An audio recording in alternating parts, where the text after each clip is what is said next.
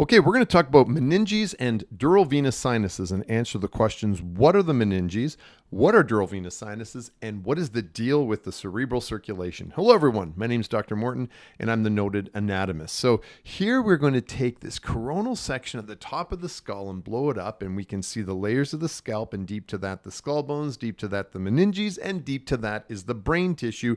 And our focus is going to be right there on the meninges, specifically the dura mater and the arachnoid mater and the pia mater. Okay, and so here are all the things with the dura, arachnoid, and pia maters that we're going to talk about. We're going to start with the dura mater, and that it consists of really two different layers. So the dura mater is the most superficial layer of the meninges right there. And it is the Latin for dura is tough, or Latin of tough is dura, and the Latin of mater is mother. It literally means the tough mother, because the dura mater is consisting of dense, irregular, collagenous connective tissue. It's very tough.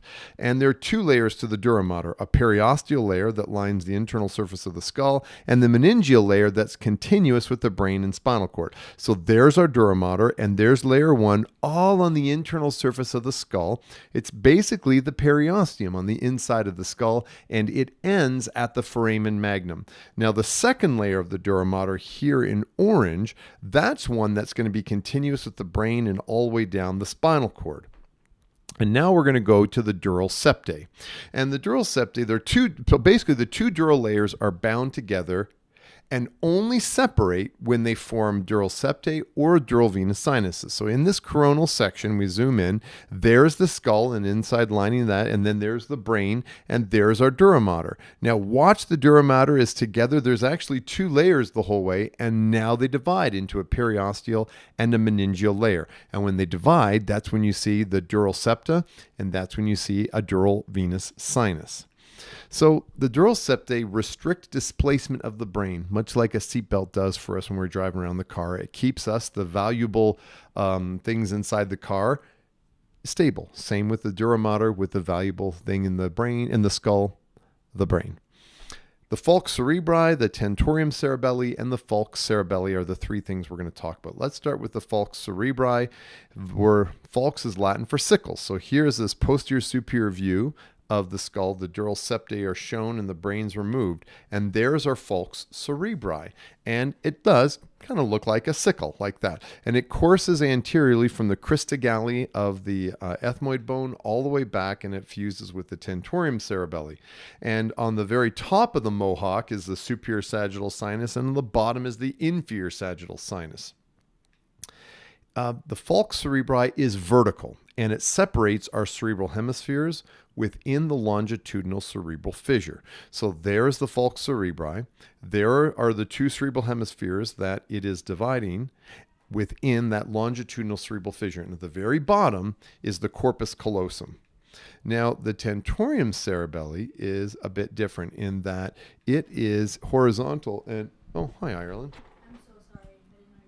It's my daughter Ireland. Okay, so the tentorium cerebelli, it's horizontal, and it separates our occipital lobes and cerebellum. And so here we're now going to see the same view, and there's our tentorium cerebelli, and it is going to be horizontal, perpendicular to the falx cerebri. So here's a posterior view of the brain, and there's our two cerebral hemispheres, and there's our two cerebellar hemispheres, and there's the spinal cord. So now we're going to take this picture and go shing and put the skull around it. And then notice there, in yellow is the periosteal layer of the dura mater, and in orange there is the meningeal layer. And notice that the periosteal layer fuses at the foramen magnum, and the meningeal layer goes all the way down the spinal cord. So there is our tentorium cerebelli. It's separating our cerebellum from occipital lobe, and there's our falx cerebri, that is vertical, tentorium cerebelli, horizontal. So now what we're going to do is we're going to take this section and move it back a little bit, and this is the view that we're going to see. Okay, we're behind, now we're more posterior to the foramen magnum, and we're going to see the falx cerebelli, which is located between cerebellar lobes. So there's the falx cerebelli, which is right along the vermis between the two cerebellar hemispheres, and then the tentorium cerebelli, which is separating the cerebellum from the occipital lobe, and there's the falx cerebri.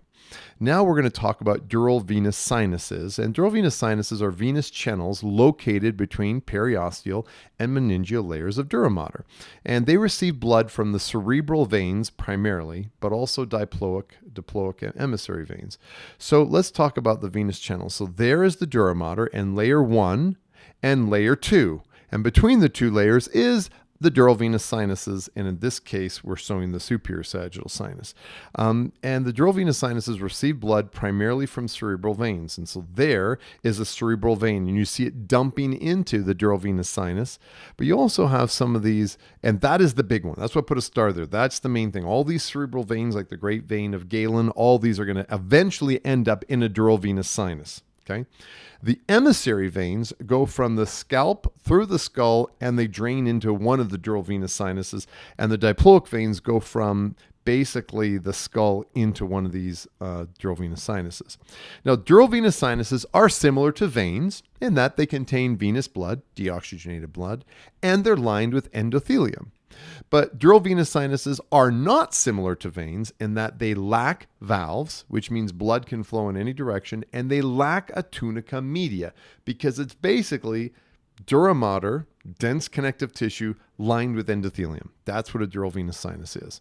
And here are the dural venous sinuses, okay? This posterior superior view, and there's our superior sagittal sinus along the top of the falx cerebri, the inferior sagittal sinus along the bottom of the falx cerebri, and there's our straight sinus right in the middle of our tentorium cerebelli, and then our transverse sinus that's going horizontally along the back or posterior surface of the falx cerebelli, the tentorium cerebelli. And there's our sigmoid sinus. It gets its name because it's S-shaped or sigmoid shaped. And then there's our superior and inferior petrosal sinuses that are draining down to the transverse sinus or sigmoid sinus. And then there's our cavernous sinus, and that's going to be a big one I'll talk about in a second. Now, all these dural venous sinuses ultimately drain into the internal jugular vein. Now, let's go back for a second and talk about this cavernous sinus. The cavernous sinus is located on this each side of the sella turcica, the pituitary gland, and cranial nerves 3, 4, V1 and 2 course through the lateral wall, and cranial nerve 6 and the internal carotid artery course through the middle. Let's do that again. So here's the pituitary gland, and on either side of the pituitary gland, this is a coronal section through the cavernous sinus. On either side of the pituitary gland is the cavernous sinus in blue. And in the lateral wall are cranial nerves 3, 4, V1, and V2. And in the middle of the cavernous sinus is cranial nerve 6 and the internal carotid artery. Now, the cavernous sinus communicates with the facial vein and pterygoid plexus of veins in addition to draining into the sigmoid sinus. So what we see here in this lateral view is there's our cavernous sinus, and most of the time blood drains down through the inferior petrosal sinus into the sigmoid sinus and into the internal jugular vein.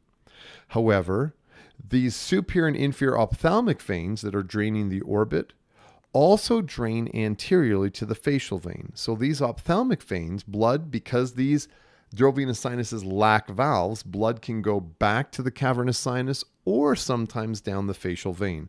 This is important because if there's an infection in the orbit or the nasal region, that infection could spread through this facial vein, through the ophthalmic veins, into the cavernous sinus, and now you have an infection inside the skull. The pterygoid plexus of veins are these veins that are in the right along the pterygoid muscles, and this plexus of veins in the oral cavity could also communicate down through the retromandibular vein, but also go up into the cavernous sinus if you have an infection in the oral cavity. Okay, all dural venous sinuses ultimately drain into the internal jugular vein. So here's that picture, and all of those dural venous sinuses ultimately are going to drain into this internal jugular vein. So that brings us up to the circulatory system in the brain. So there's your brain, it needs blood. And so our heart is what's going to pump blood to the brain. So the heart pumps blood through the internal carotid and vertebral vertebral basilar arteries. And those then divide into cerebral arteries, like our anterior, middle, and posterior cerebral arteries, the pica, and so forth. Those cerebral arteries branch and ultimately become arterioles, which then drain into capillaries. Now, what makes the brain capillaries so unique is that there's the blood-brain barrier. The endothelial cells make these tight junctions, along with support by those astrocytes. They make it very controlled environment between the internal surface of the capillary and the parenchyma of the brain. Now, capillaries drain through venules, and venules ultimately go to become cerebral veins. And cerebral veins, all of them, drain into dural venous sinuses, which then ultimately drain into the internal jugular vein, which then brings blood back to the heart. And you do this whole process again, circulate. So the two things that are very unique at this point is the blood-brain barrier, very controlled capillary beds, and also the dural venous sinuses, which are the separation in the two layers of the dura. And these sinuses are lined with endothelial cells, but they lack valves. Let's now go to the arachnoid mater, okay? So the arachnoid mater is the middle layer of the meninges, and it drapes over the brain and the spinal cord. So there's the arachnoid mater right there, okay, draping over the brain. And arachna means spider-like, like arachnophobia, and are afraid of spiders. And mater means mother, so that when we take a look at this connective tissue that connects the arachnoid to the pia mater, kind of looks like a spider web. It's spider web-like. And so the space below the arachnoid mater, anatomists are like, well, what do we call it? Why don't we call it the space below the arachnoid mater? The subarachnoid space. Sub means below. And the subarachnoid space is filled with cerebrospinal fluid, which surrounds the brain and spinal cord. So here's a coronal section. There's the arachnoid mater. There's the subarachnoid space. And it's filled with cerebrospinal fluid that is surrounding the brain and the spinal cord. It's also CSF inside the spinal cord as well. So the arachnoid mater, the arachnoid granulations is where the CSF drains from the subarachnoid space into the superior sagittal sinus. There's the subarachnoid space. It's filled with CSF, and the CSF then flows into these arachnoid granulations, which then filter blood into the superior sagittal sinus. And that's how we get CSF back into the circulatory system. Now let's talk about pia mater. Now the pia mater is there. Okay, and pia is Latin for soft, and mater is mother. It's called soft mother because the pia mater consists of loose connective tissue or areolar connective tissue. And it is the deepest layer of the meninges, intimately associated with the brain and spinal cord. So there we can see it all close right along the brain, and you see it following the contours of the gyri and sulci, and even the blood vessels, it surrounds the blood vessels and makes a connective tissue sheath as those blood vessels dive into the parenchyma of the brain.